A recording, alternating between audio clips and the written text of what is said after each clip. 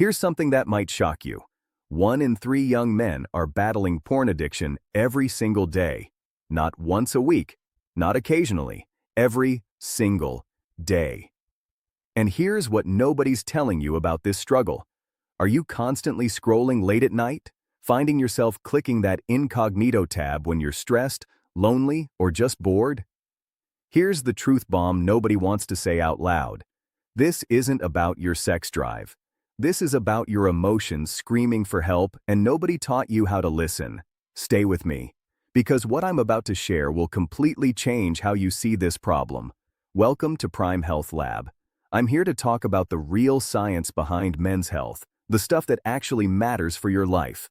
And today, we're diving deep into something affecting millions of young men right now, porn addiction, but not the way you've heard it before.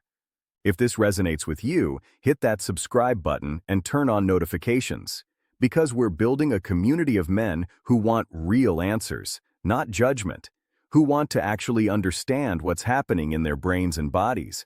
I'm going to give you 4 key steps by the end of this video.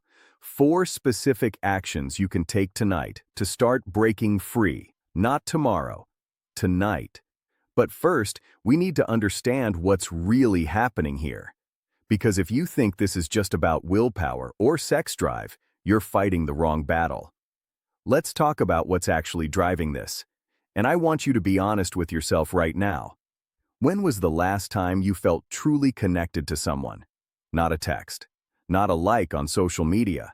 Real face-to-face connection. For most young men today, that answer is terrifying.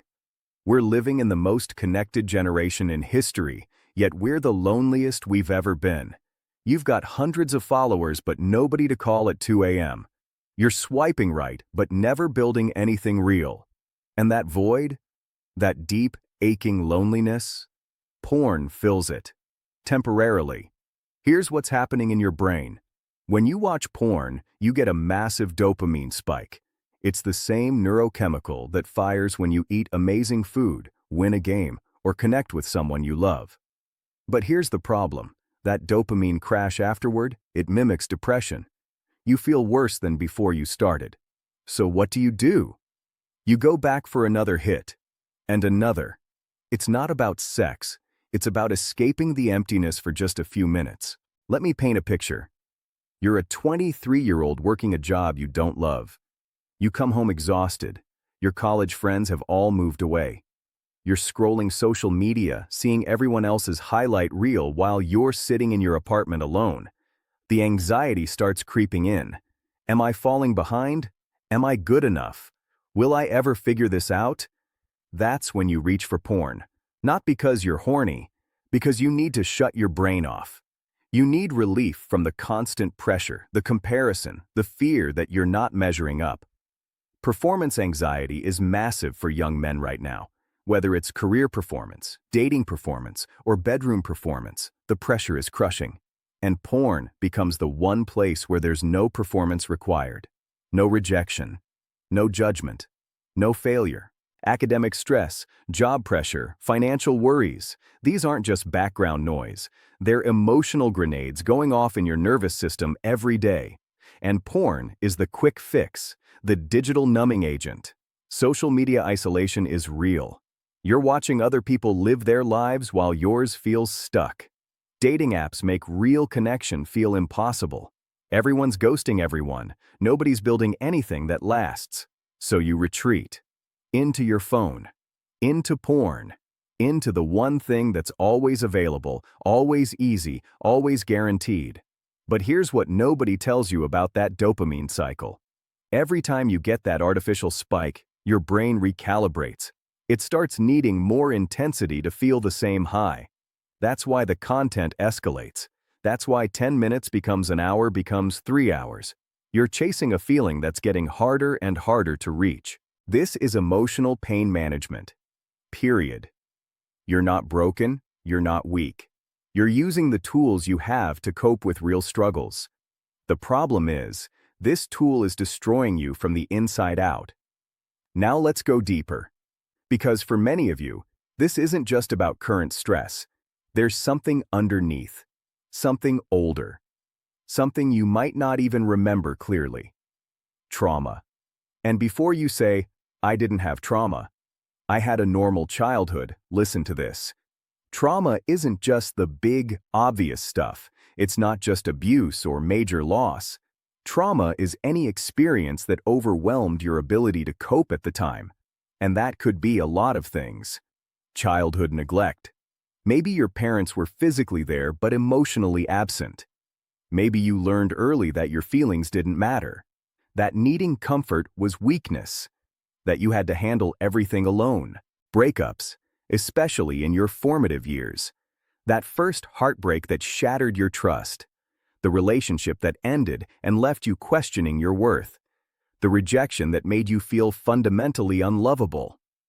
Bullying. Maybe it was middle school, maybe it was high school. Those years when other people's words carved themselves into your self-image. When you learned that you weren't safe, weren't accepted, weren't enough. These experiences don't just go away, they live in your nervous system.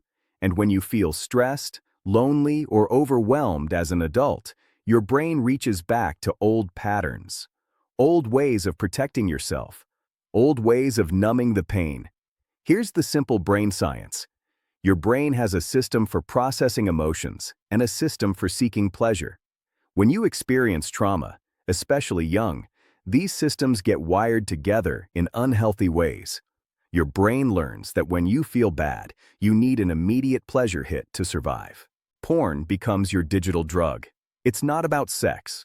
It's about emotional numbing. It's about shutting down the pain, the memories, the feelings you don't know how to process. Every time you feel that old familiar ache, that sense of being alone or unwanted or not good enough, porn is there. Reliable, immediate, effective, at least in the moment. But here's what's really happening. Porn bypasses real intimacy. Real connection requires vulnerability. It requires showing up as your full self, wounds and all, and trusting someone else to handle you with care. That's terrifying when you've been hurt before. That's impossible when you've learned that people leave or judge or reject. So instead, you choose the screen, where there's no risk, no vulnerability required, no chance of being hurt again, but also no chance of healing, no chance of real connection, no chance of being truly seen and loved anyway. This is why willpower doesn't work. You're not fighting a bad habit, you're fighting a trauma response. Your nervous system genuinely believes that porn is keeping you safe, that it's protecting you from the pain of real intimacy, real rejection, real vulnerability. Until you address the underlying trauma, the emotional wounds driving this behavior, you're just going to keep cycling. 2 days clean, then relapse. A week clean, then binge. The pattern repeats because the root cause is still there, untouched, unhealed. All right. Now we get to the practical stuff. How do you actually break free? How do you start healing the real wounds instead of just white-knuckling through urges? First, trauma processing. You need to get the old pain out of your body. And there are several ways to do this that actually work. I know it sounds simple, but hear me out. Every night before bed, write for 10 minutes. Not about porn, about feelings. What stressed you out today? When did you feel lonely? What made you anxious? What memory came up? You're training your brain to process emotions through words instead of through screens. Try this journaling prompt tonight. What am I really feeling right now? Not what you think you should feel. What you actually feel. Sad, scared, angry, ashamed. Write it down. Name it. That's the first step to healing it. EMDR basics. Eye movement desensitization and reprocessing. This is a therapy technique, but there are simple versions you can try at home. When you feel triggered or overwhelmed, try this. Think about the painful memory or feeling. Now tap your shoulders alternately, left then right, for 30 seconds. This bilateral stimulation helps your brain process trauma. It's not a replacement for therapy, but it's a tool you can use right now.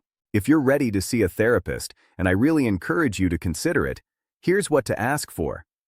I struggle with compulsive porn use, and I think there might be emotional pain underneath. Can we explore what I'm really trying to escape from? A good therapist won't shame you. They'll help you dig into the real roots.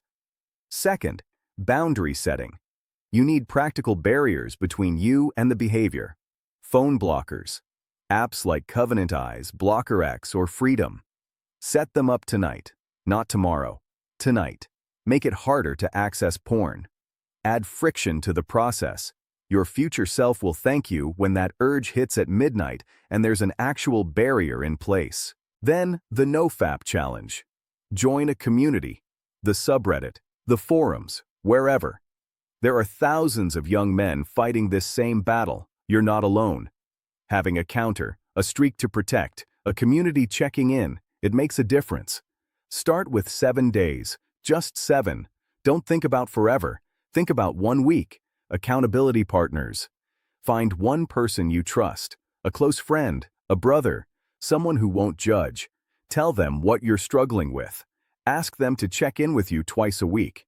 Text me on Wednesday and Sunday. Ask me how I'm doing.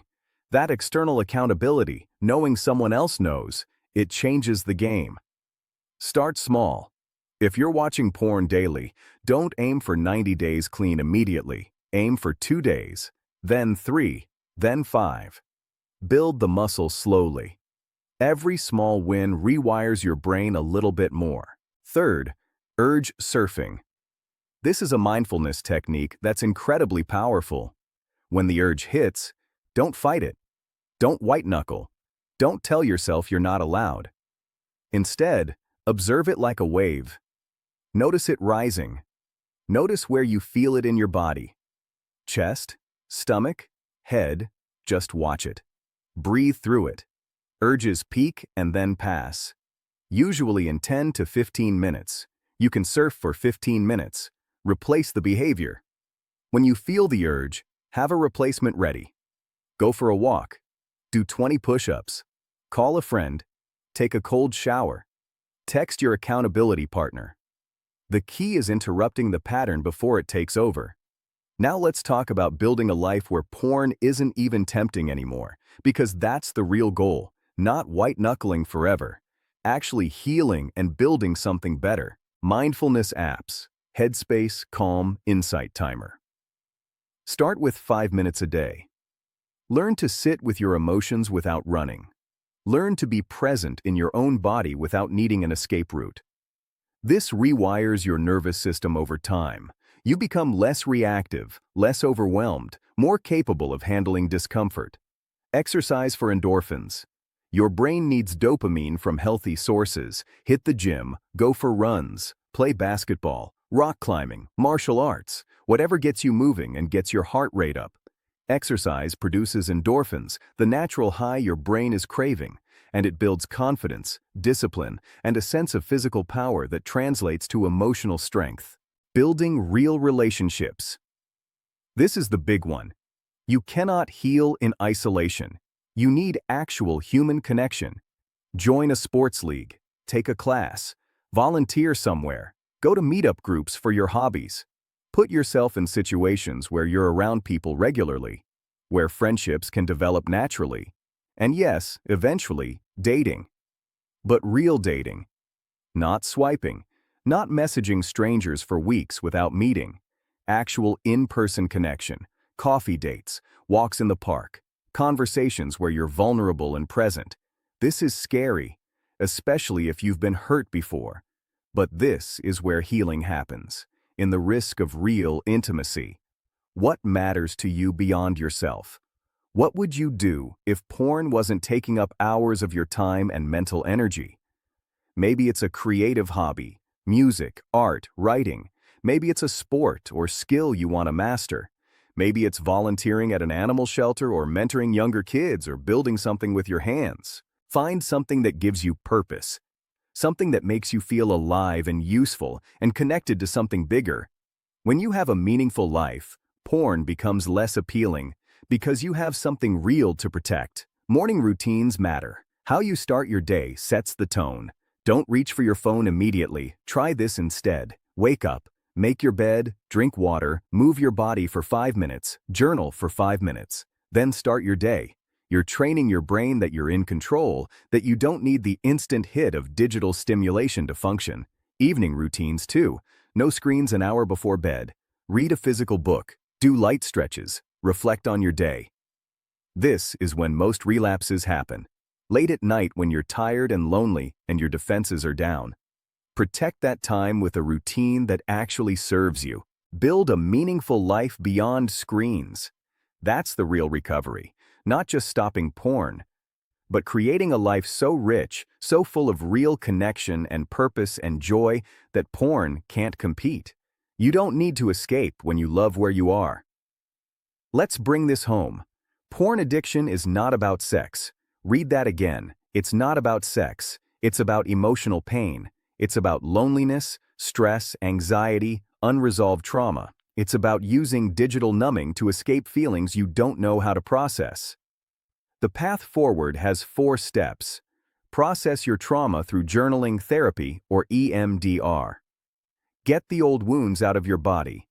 Set real boundaries with phone blockers, accountability partners, and NoFap challenges. Build emotional wellness through mindfulness, exercise, and real relationships. And create a meaningful life with purpose beyond the screen. If your struggle is severe, if you've tried everything and keep relapsing, if this is destroying your relationships or your mental health, please reach out to a therapist who specializes in porn addiction and trauma. This is not something you have to fight alone. There are professionals who understand this and can help. You're not broken. You're not weak. You're not a failure. You're a human being with unmet emotional needs and unhealed wounds, trying to survive the best way you know how. And now you know a better way. Start tonight. Pick one thing from this video. Just one. Journal for 10 minutes. Install a blocker. Text a friend. Go for a walk. One small step. That's how healing begins. If this video helped you, hit that like button. Subscribe to Prime Health Lab for more real talk about men's health, mental health, and building the life you actually want. Drop a comment below. Tell me your story. What's your biggest struggle with this? What's one step you're committing to tonight? This community is here to support you. And share this video. Chances are, you know someone else fighting this same battle. Someone who needs to hear that it's not about willpower, that it's about healing, that there's a way forward. You've got this. One day at a time, one choice at a time. Let's build something better together. I'll see you in the next video. Prime Health Lab is dedicated to men's internal health. Don't forget to like, share, and subscribe.